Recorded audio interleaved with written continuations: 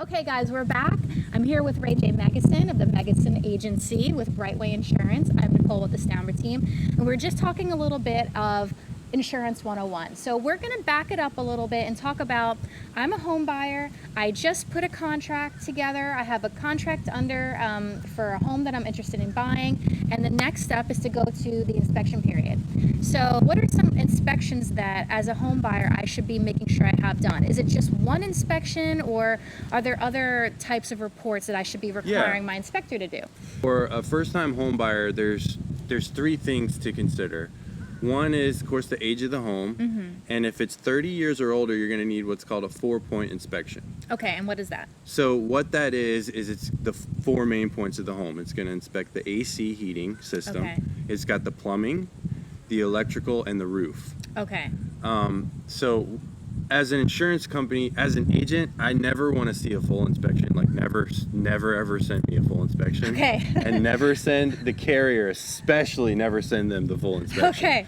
Because it's then need-to-know basis, and they don't need to know. They Okay. only need to know the 4 things of the house. If everything's good, you're good. Okay. So when an inspector provides that report, is it a separate It's totally separate report document? called a 4-point inspection. Okay. And that is only for homes that are 30 years or 30 older. or older, yep. Okay, let's remember that. Yep. That's a big one. Yep. So let's ask the devil's advocate. So Yeah. why wouldn't you want to know about the fine details or have more information than you really So, need?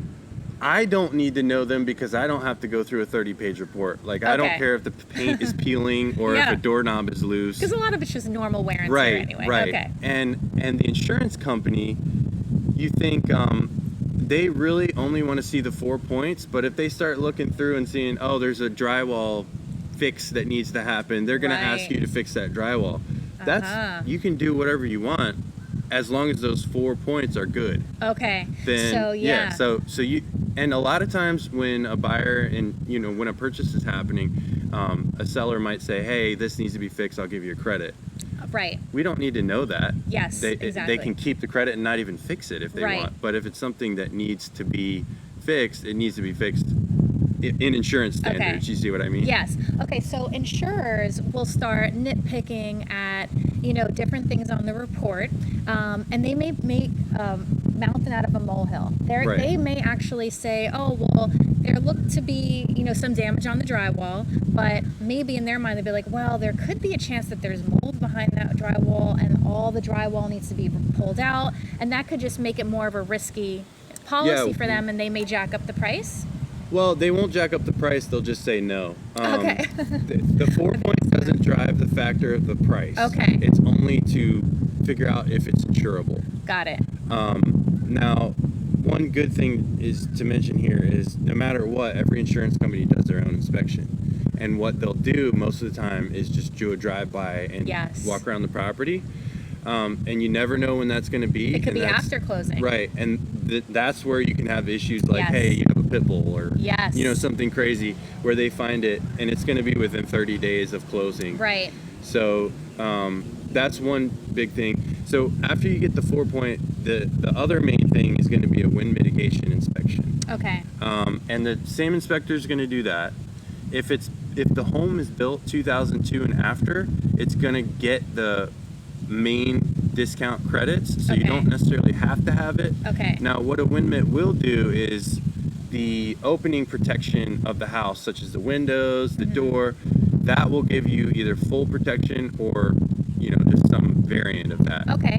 So what if you have like some impact windows that had just been replaced in the front of the house, but in the back it has like the old, the existing sliders that aren't impact? How would that work? So it's most of the time it's all or nothing. Oh, there's no partial. You don't get partial credit. Okay. So if you have some impact glass and some not rated, Yeah. you're not really going to get a discount. But if you had shutters, like rated Miami hurricane rated shutters in those older sliders, that would suffice for hurricane protection? Yeah, Okay. as long as they're rated and can be, the inspector can actually see it. Okay. Now, the inspector will go through and that's their thing.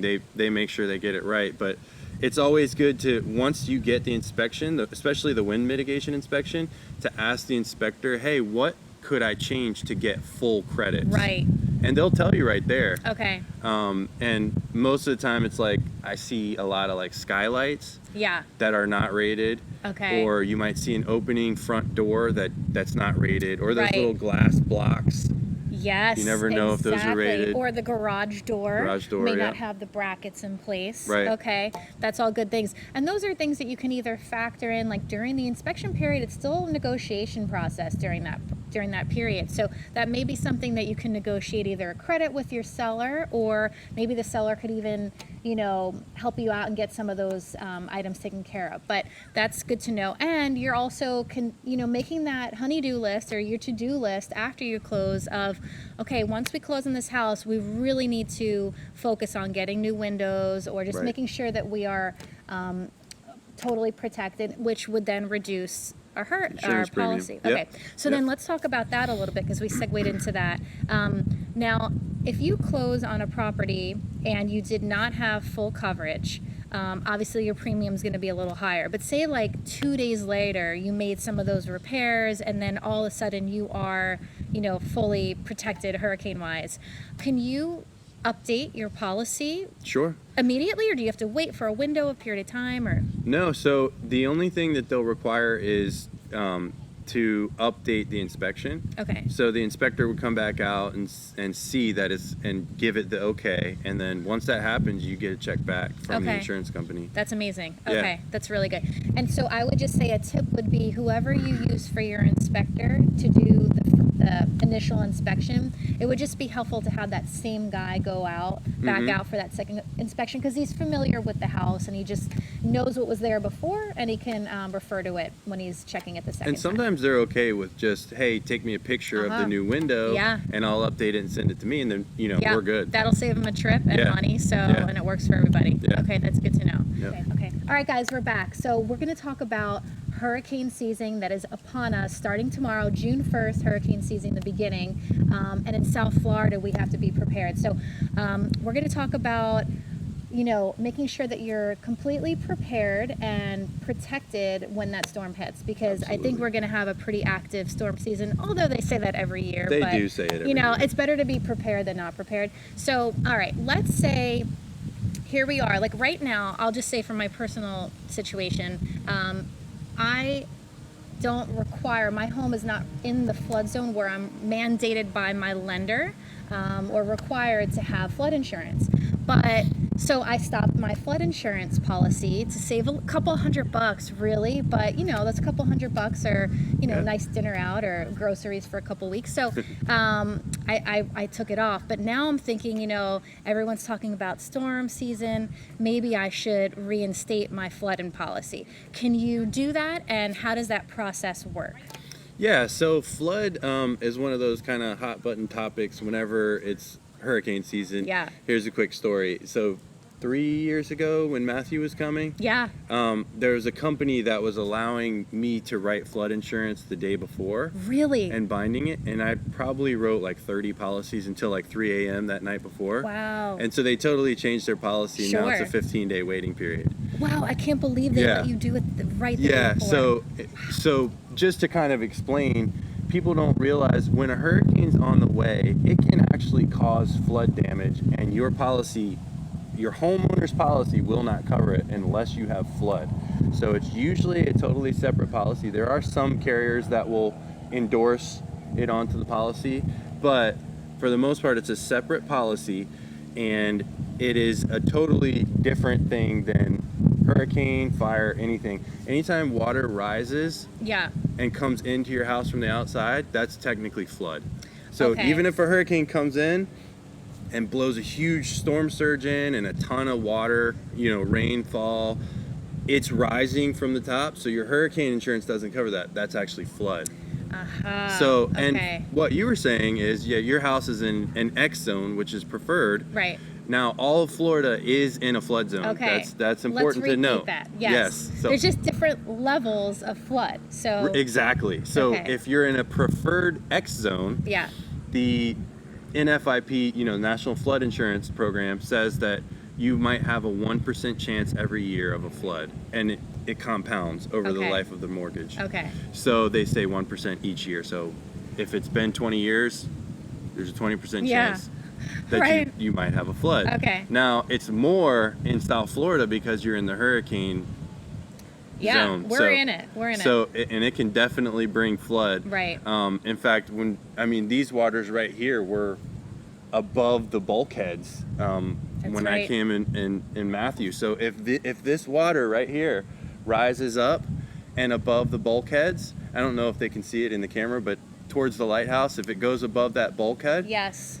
that's technically flooding. Even though it's a storm surge caused by a hurricane, it's flooding. Right, and that's a separate policy that we Totally have to cover separate policy. Yep. that. Okay, so that's good to know. So let me ask this though: how about if it floods from say the ocean or the intercoastal, versus your pool, different or the same?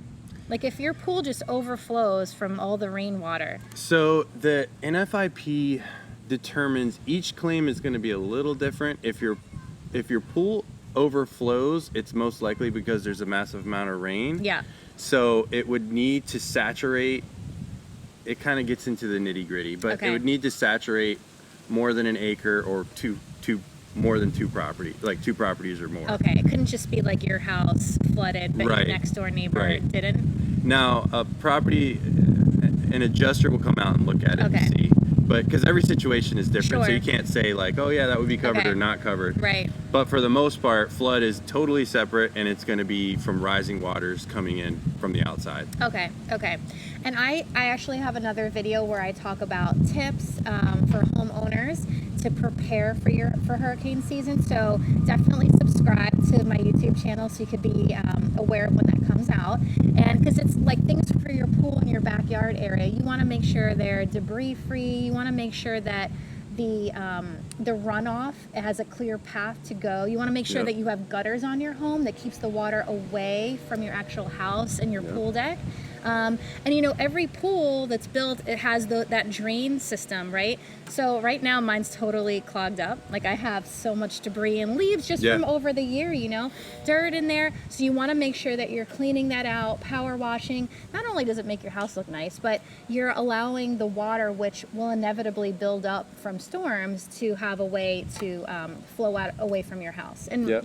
reduce the likelihood of a flood in your home. So, okay, so let's go back to the pool a little bit. Yeah. If most pools, a lot of people in Florida have those big screened-in Yep. screens for their pools just to keep the mosquitoes and bugs away. Mm-hmm. So, is that a separate policy to have like screen protection or like pool protection, or is just that wrapped in? So most of the time, it depends on the company, but most of the time, there's two things that you do. One is, let's say your house doesn't have it, and you add it. Mm-hmm. You tell your insurance agent, hey, I just did my pool. I just did a screen enclosure. It's 1,000 square feet. And my pool is 350 square Right. feet. That will go on to your coverage A, your dwelling amount, and that Okay. will actually make it go higher in coverage because it's more to replace, Sure. obviously. Right. Now, there's a separate hurricane coverage that you have to endorse onto the policy. So for the screen enclosure, most of the time companies don't cover if there's a hurricane. Okay. So that's why you have to endorse it on. You can endorse it in like 5, 10,000, 15,000, 25, Okay. increments. Yes. And then it covers during a hurricane. Okay. And it's usually Yeah. a couple $100 to add Okay. it. Now, do you see a lot of damage from the actual frame itself, or is it more just the actual netting? So the end of it? I talked to a screen guy the other day, and he had some really good advice. He Okay. said, I don't get the screen coverage. And as an insurance guy, like that's probably, like I shouldn't say that. Yeah. But he doesn't get the screen coverage for his screen.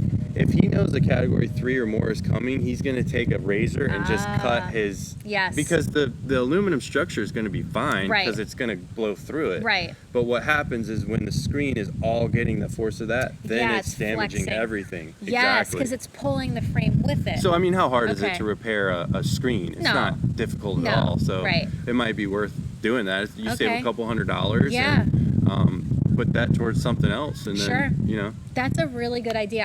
I've actually, and this will be part of my hurricane tip video, but another one, if you have those awnings or those sunsetters or just, any kind of shading, you may actually want to either remove those, but a lot of times people, you know, sometimes we get a lot of notice, like a hurricane is Yeah. coming. It's like doomsday, right? You have like Yeah. a week, and then it's 6 days and 5 days, and everyone's in a frenzy. But if you have the time, it's best to remove those from your home completely. But if not, like, just, you know, unfortunately cutting it or just putting a tear in it to at least let the wind blow through it and not get captured is another way to, you know, reduce the likelihood of Yeah, damage. So for sure. that's a good tip for the screens. And the screens aren't that expensive to replace. No. So, okay, cool. So thanks for tuning into our YouTube channel today, Sold by Stanbra. I hope you learned a lot. If you did, give us a thumbs up, comment below, and consider subscribing to our channel. We do new videos every week, all things real estate related. So for buyers, sellers, and real estate investors, consider this your go-to channel for real estate.